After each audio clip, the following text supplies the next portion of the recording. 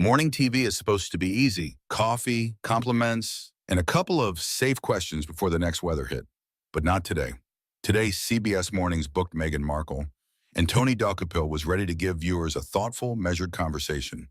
What he got instead was a masterclass in condescension that turned a polished segment into a live-on-air powder keg. By the time the countdown hit break, America was wide awake, and Tony's patience was hanging by a thread. The studio glowed that signature CBS blue and gold, sleek desk, city view, polished floor.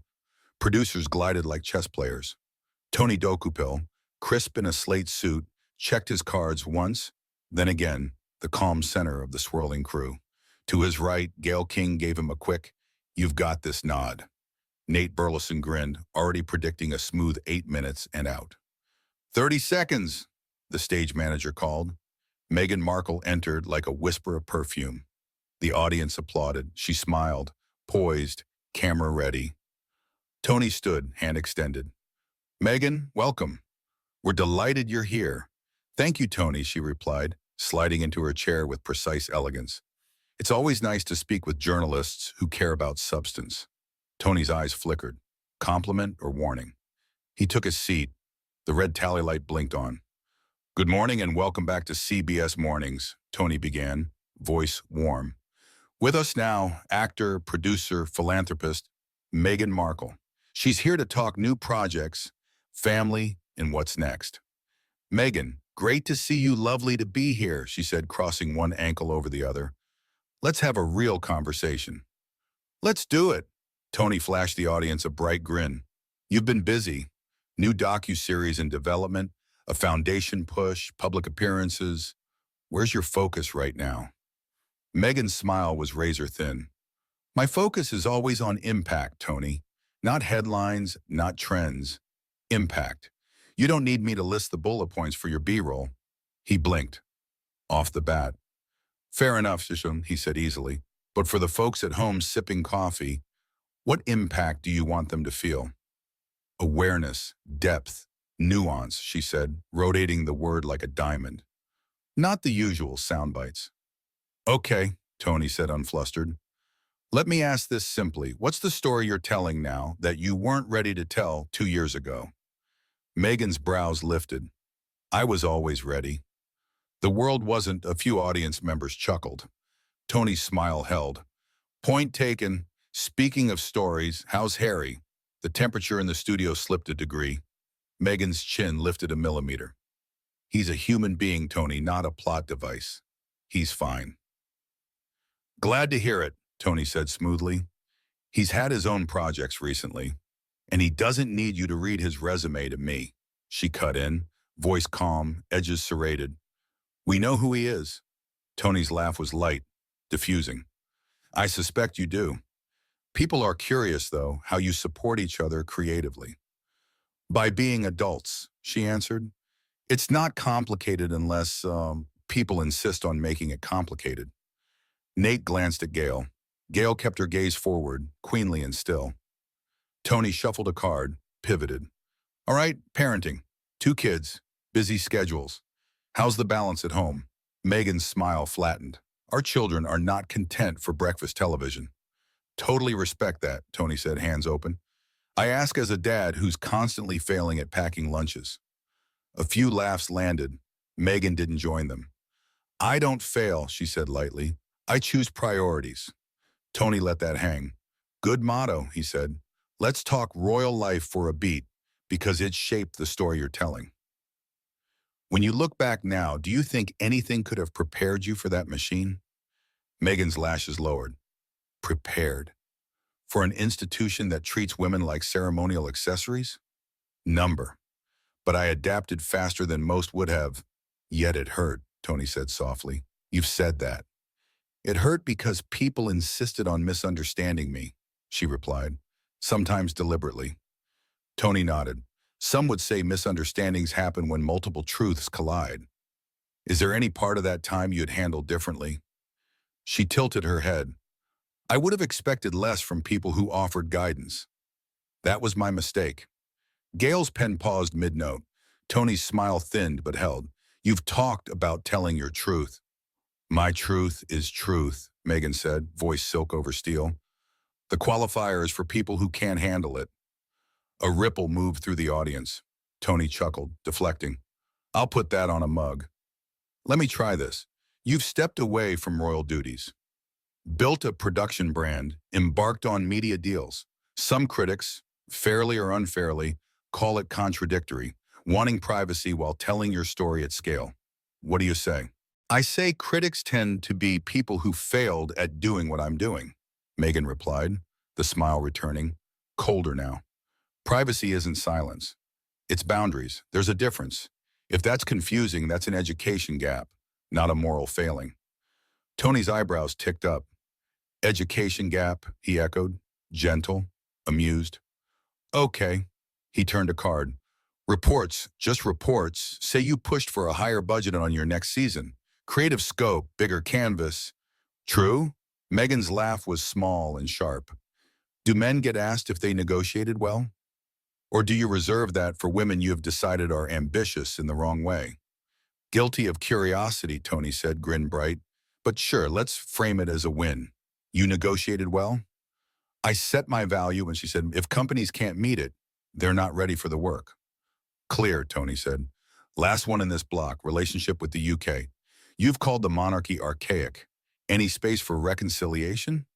Or is that chapter closed? Meghan's posture straightened, lights crisp along her cheekbones. I don't reconcile with systems. I outgrow them, the audience murmured. Tony's smile finally thinned into something like resolve. He nodded once, slow. All right, he said, voice steady. We'll take a quick break. When we come back, more with Meghan Markle on impact, boundaries, and whether criticism always equals jealousy. Something flickered in Meghan's eyes, annoyance, amusement, but it was gone before the music cue surged. The red light clicked off. Producers exhaled. Gail glanced at Tony. You good? Tony dipped his chin. For now. Meghan adjusted a cuff, elegance weaponized. Next block, she said to no one in particular. Let's skip the rhetorical traps. Tony looked up, cordial as crystal. Never my style, he said. I prefer straight lines. She considered him a beat too long. We'll see, she replied. The floor manager raised 3 fingers. 2, 1, the light went red again, brighter this time as if it knew. The red tally light blinked on again. We're back on CBS Mornings, Tony announced smoothly, voice steady but his eyes sharp. We're here with Meghan Markle discussing her projects, her journey, and what lies ahead. Meghan sat angled towards him, chin lifted, lips pressed into a half smile that didn't quite reach her eyes. Projects, journey, future. It's funny how people always want to frame my life as if it's a 3-act movie, she said crisply. It's real life, Tony. Not a script, of course, Tony replied, his trademark warmth undisturbed. But your life has fascinated millions. It's part of why people are watching right now. They're curious. For example, Harry. How has he been handling this chapter alongside you? Meghan tilted her head, eyes narrowing just enough to register disdain. Harry is fine. He's a grown man. He doesn't need a babysitter or, how should I put this, a morning show health check. A nervous chuckle rippled through the audience. Tony leaned back, nodding. Fair enough. I'll let him know CBS doesn't need to check in on him next time. Please do, Meghan replied, tone flat but edged with sarcasm. Tony flipped a card. Let me pivot to something lighter. Your children. Many parents watching this morning are balancing work and family. What's the routine like for you at home? Meghan's smile vanished. I don't consider my children morning show anecdotes. They're not punchlines or cute side stories to satisfy a demographic. Tony, ever calm, held up his hands. Of course. I ask as a dad. Lunchboxes, bedtime stories, the chaos of it all. But I understand. Boundaries. Good, Meghan said firmly, because some people forget that boundaries exist. Gail shifted slightly in her chair off camera. Nate folded his hands tight in his lap. Both knew where this was going. Tony pressed on, a faint smile still in place. Boundaries are important. Still, you've chosen a public life, producing shows, giving speeches, sharing perspectives. Doesn't some of that inevitably cross into family? Meghan gave a small, sharp laugh. It crosses only when journalists insist on dragging it there. My family isn't content. Tony nodded again, diffusing. Respect that, truly. Let me take this a step broader then. The monarchy. But monarchy. You've called it outdated, even harmful. When you say that, do you mean the people in it or the institution itself? The studio shifted. Meghan's smile grew colder. Tony, asking me to separate the monarchy from the people inside it is like asking me to separate smoke from fire. It's all toxic. Some wear crowns, some hold pens, but the system itself is a machine. And I've stepped off it. The audience murmured. Tony's grin stayed, but the corners of his eyes tightened. That's strong language. Toxic machine. Some viewers might hear that and feel it's disrespectful. Disrespectful to what? Meghan cut in. An institution that treated me as a foreign prop. Please, if calling truth is disrespectful, then maybe it deserves no respect. The audience went silent. Gail scribbled something in her notes, lips pressed tight. Nate glanced at a producer as if to say, we're really doing this live. Tony kept his tone light, even teasing. I'll tell you, Meghan, when my kids call me toxic, it's usually because I ask them to do homework. A few laughs broke out. Meghan didn't join them. Cute, Tony. But I don't joke about being dehumanized. Tony inhaled slowly, then smiled again. Understood. Let's pivot to your work. You've partnered with big platforms. Netflix, Spotify. Reports, just reports, say you pushed for higher compensation for your latest season. Ambition, negotiation. Can you set the record straight? Meghan's lips curved into something more like a smirk. I don't need to set the record straight. The record bends toward those who succeed. And let's be clear, I'm not ambitious. I'm effective.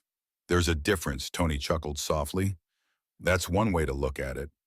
So you'd call the reports inaccurate? I'd call them irrelevant, she said sharply. But I suppose asking a woman if she dares to know her worth plays well with your viewers. The words landed heavy. The studio grew tense. Tony adjusted his tie, still smiling but his patience thinning. For what it's worth, Meghan, I think everyone here respects knowing your worth.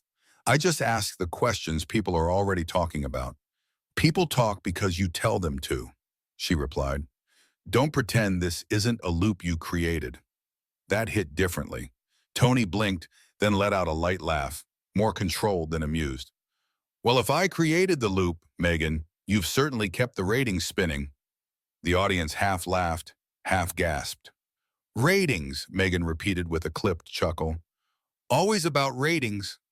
Maybe that's the problem with journalism. You mistake attention for truth. Tony's smile faltered for the first time. He leaned in slightly, voice softer but firmer. And maybe you mistake criticism for persecution. The silence was sharp enough to cut. Gail and Nate froze. The control room whispered frantic questions. Do we cut to break? Stay live. Meghan crossed her arms, her smirk returning. Persecution is when a woman tells the truth and men insist on reframing it. Just saying Tony exhaled, then smiled again, brittle around the edges. Then let's call this what it is, a very lively conversation. Conversation, Meghan scoffed. It feels more like an inquisition disguised with cue cards. The floor manager signaled frantically. Wrap soon, tension too high. Tony ignored it. He leaned forward, cards idle in his hand now. All right, he said, his tone still calm but losing warmth. When we come back after the break, we'll talk legacy. Meghan Markle's impact, what she leaves behind, and whether it's better measured in headlines or history. Meghan's lips tightened, her eyes flashing something sharper. Careful, Tony, she murmured. The red light went off, break, but the energy didn't break with it. The studio air was thick, crew frozen mid-step. Meghan adjusted her sleeve like nothing had happened. Tony sat still, cards untouched, gaze fixed on the desk in front of him. Gail finally leaned in, whispering low. Tony, you good? He didn't answer right away, then softly, not for much longer. The stage manager raised 3 fingers again. 2, 1.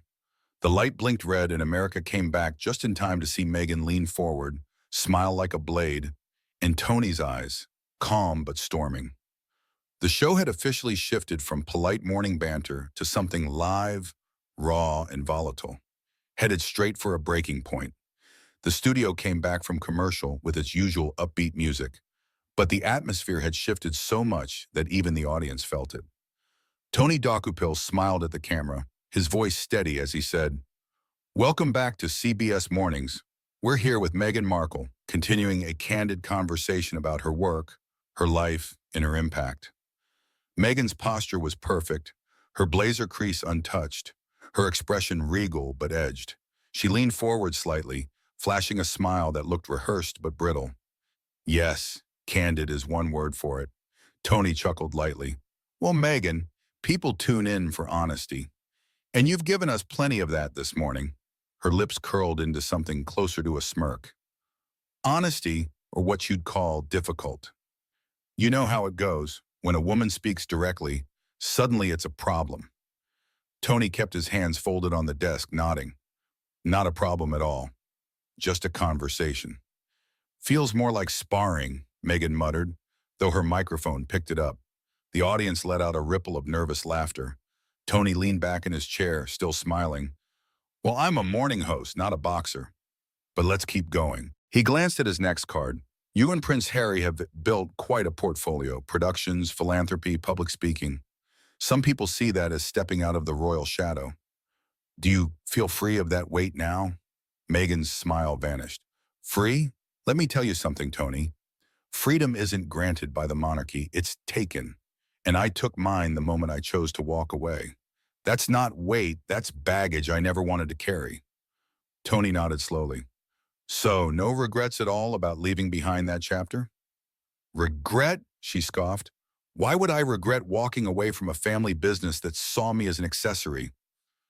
I don't regret leaving toxicity behind. Do you regret leaving high school behind? That's how irrelevant it feels to me." The audience gasped. Even Gail raised her eyebrows at that one. Nate shifted uncomfortably in his seat. Tony's smile thinned, but he kept his tone even. "Fair point. Still, a lot of people watching grew up admiring that institution. They wonder, what did you see that they didn't?" Meghan's eyes narrowed. "I saw the truth. The same truth they hide behind crowns and parades. A monarchy is just PR wrapped in jewels, and I refuse to play along.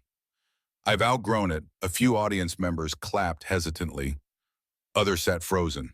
Tony tried to lighten the mood. "Strong words for a morning show. You might crash our coffee sales," that earned a laugh from the crowd, but Meghan didn't flinch. "Coffee sales will survive. The truth rarely ruins commerce." Tony exhaled softly, flipping to another card. "Okay, let's shift gears. There were reports, just reports, that you negotiated for a bigger budget for the next season of your Netflix show. Some say you demanded more. What's your response?" Meghan leaned back, eyes glinting. "I don't demand, I expect. There's a difference. Men negotiate and they're called strong. Women negotiate and suddenly it's headlines. Why should I apologize for expecting my worth to be recognized?" Tony smiled, though the edges were sharper now. "No one's asking you to apologize, Meghan. Just clarifying for whom," she shot back. "For your audience? Or for yourself?" The audience murmured. Tony paused, then chuckled softly. "Well, hopefully for both. But let's not make this about me." "Oh, but it is about you," Meghan replied, her tone dripping with condescension. "Journalists always pretend they're neutral when they're part of the machine, too. You ask the questions, you shape the story, then claim innocence when it spins out of control. Spare me." The studio grew tense. Tony's smile faltered for the briefest moment before returning, though thinner now. "Fair critique," he said, voice measured. "But we're here live, Meghan. Nothing scripted. Isn't that what you wanted? Your chance to speak directly?" She crossed her arms, gaze fixed on him. "I wanted honesty. What I got was bait, asking me about Harry, about my children, about the monarchy. It's not curiosity, it's provocation. And forgive me, but it's lazy." Gasps rippled through the audience. Gail's jaw actually dropped a little. Nate leaned forward like he was watching a tennis match he couldn't interrupt. Tony finally leaned in, his eyes calm but burning. "Lazy," he repeated softly. That's a strong word for questions about your own life, Meghan. You're not asking questions, she snapped. You're poking wounds. You think you're clever, but all you're doing is recycling tabloids with a friendlier smile. Tony took a slow breath. His patience was visibly wearing thin. I think I'm doing my job, he said evenly, asking what millions of viewers at home wonder. You came here voluntarily. No one forced you into this chair. Meghan smirked. Voluntarily. That's debatable. Let's just say invitations from networks like CBS aren't really optional when the world insists on seeing you. That was the final straw for some in the audience. A few boos echoed faintly. Meghan's smirk didn't waver. Tony straightened in his chair, setting his cards aside. You know, Meghan, I've interviewed presidents, soldiers, artists, people who've endured pressure most of us can't imagine.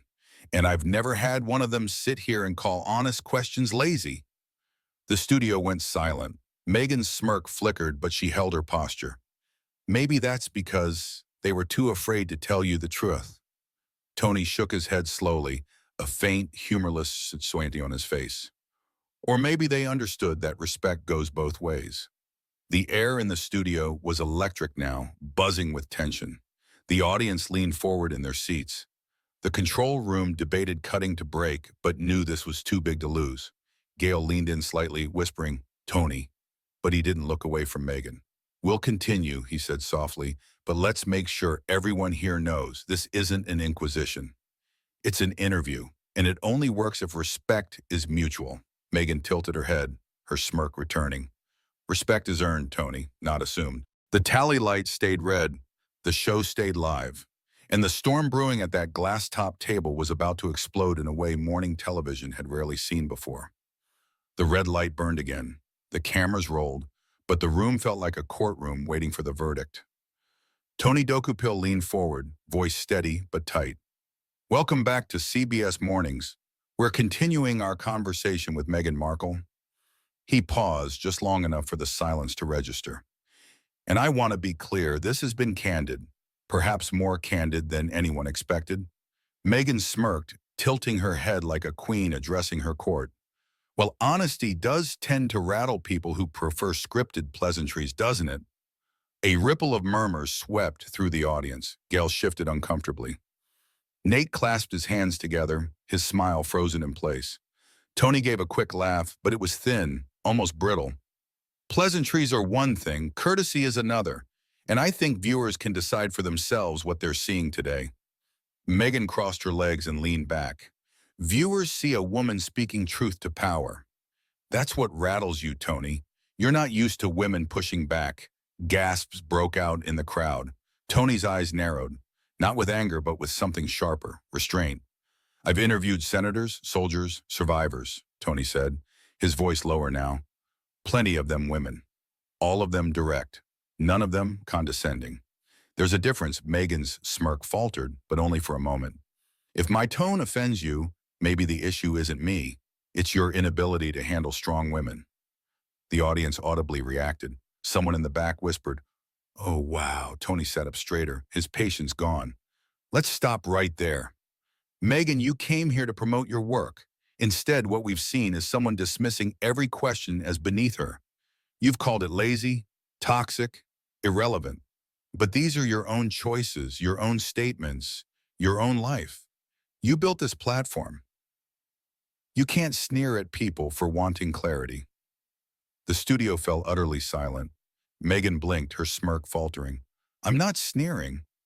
I'm setting boundaries, no, Tony said firmly, the smile gone now. You're setting walls. And there's a difference. Boundaries protect dignity. Walls shut people out. What you've shown today isn't strength, it's arrogance. The audience erupted in a mix of gasps and scattered applause. Gail's eyes widened. Nate muttered under his breath, Oh boy. Meghan's voice sharpened. Arrogance? You dare call me arrogant? After everything I've endured, after being hunted, dissected, vilified? Tony cut her off, his voice rising but controlled. And yet you're here, on our platform, with cameras rolling. You say you despise the spotlight, but every deal you make, every production, every interview pulls you back into it.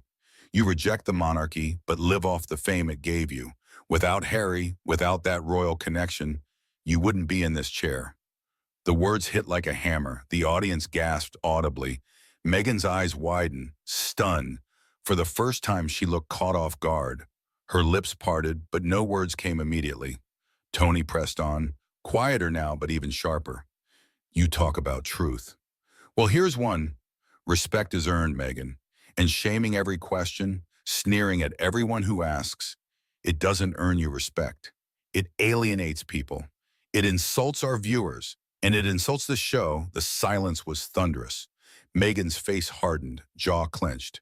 She stood abruptly, her chair scraping back. If this is what you call journalism, Tony, she said, her voice trembling with fury, then maybe I was right to walk away from institutions like this. I don't need to sit here and be lectured. She unclipped her mic, letting it drop with a thud onto the desk. Without another word, she turned and strode off. The audience sat frozen, some stunned, some clapping, others whispering frantically. The cameras stayed live. Tony exhaled slowly, then turned back to the lens, his expression firm but apologetic. Ladies and gentlemen, he said, voice calm again, we bring guests here to have conversations, sometimes hard ones. What you just witnessed was not how we expect those conversations to go. I apologize to you, our viewers, for the disrespect you saw this morning. That's not what this show stands for. He held the gaze of the camera, resolute. We'll take a break. Stay with us. The theme music swelled, the screen faded, and the clip was already on its way to being replayed, dissected, and remembered as one of the most explosive moments in CBS Mornings history. If you enjoyed this dramatic showdown, make sure to hit that like button, subscribe to the channel, and tap the so you never miss the next explosive story. Your support keeps these incredible stories coming.